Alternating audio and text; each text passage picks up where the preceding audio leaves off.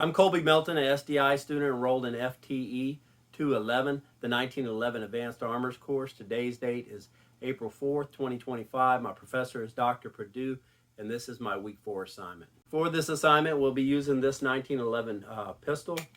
As you can see, the magazine is clear. Slide to the rear. The chamber is visually and physically clear. The magazine well is clear. The pistol is clear. Additionally, there are no live rounds in the workspace. For the first part of part 1 of this assignment, we are to show this pistol assembled. As you can see, the pistol is assembled. The next requirement for part 1 is to show the pistol has been detailed stripped. As you can see, the pistol has been detailed stripped. Continue on with part 1. Here is the feed ramp and the bevel, the feed bevel of the barrel before they are polished. The 600 grit sandpaper on a wooden dowel, the honing oil, and the 2 surfaces to be polished. Here are the 2 surfaces sanded prior to cleanup. Next, using a Q-tip, I will apply the flitz polishing to the felt for the rotary tool, the ramp, and the bevel. Here are the 2 surfaces right after polishing prior to cleanup. Here's the finished product, the ramp and the bevel after being polished. Polishing the ramp can reduce failure to feed malfunctions. The process can remove any imperfections left by the manufacturer. It reduces the friction during feeding and smooths the surfaces that typically are prone to carbon buildup.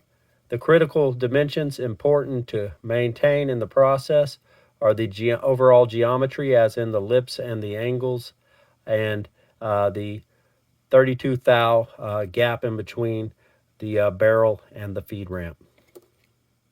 In part 2 of the assignment, we're going to clean the firearm, demonstrate cleaning the firearm, and inspecting the parts. This is a little bit different cleaning than the normal method that we're using this week, because this is a new firearm, so we're trying to remove all the oil. We're going to start with the barrel, hit it dry, and then I'm going to hit it wet, and then later on I'll hit it with the brush.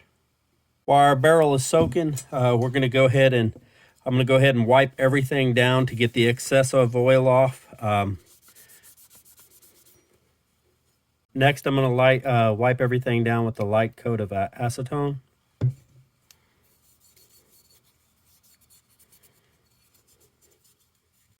And the acetone should remove any excess of oil or any of the grease or oil that was left on there by the manufacturer. After wiping everything down with the acetone and wiping off the acetone, we're going to apply a light coat of oil to everything and just let it set for a while, and then wipe off the excess. It's important while we are cleaning it that we inspect all the pieces.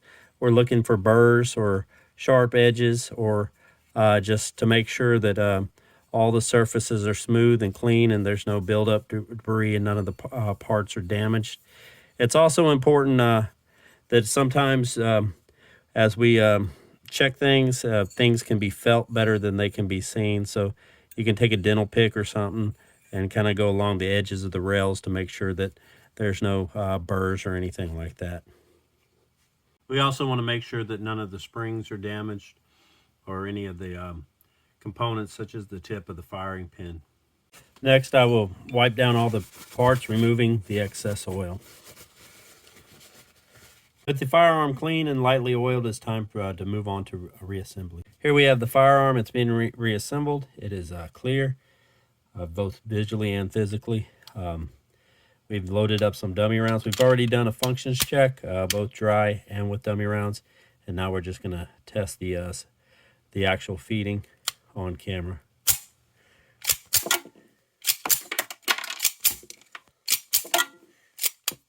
Last round lock open, and it is good.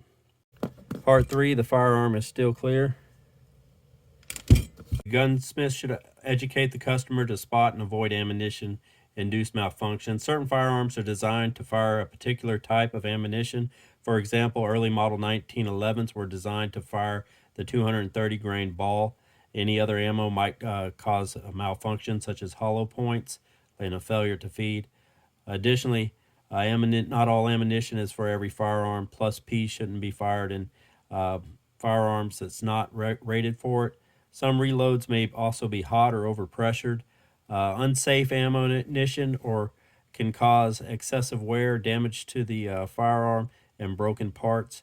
It can also cause injury to operator as high pressures or gases have to escape the firearm somehow. Part 4. I don't believe a gunsmith should feel obligated to train customers in proper grip and stance.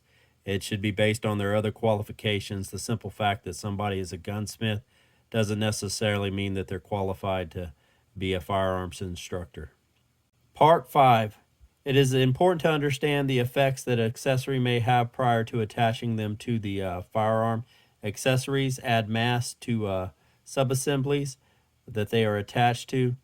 Something as simple as an optic adds weight to the slide that can interfere with the timing and the operation, interfering with the cycle of operations. Oftentimes, when you add mass, you have to change the recoil spring. This concludes the assignment.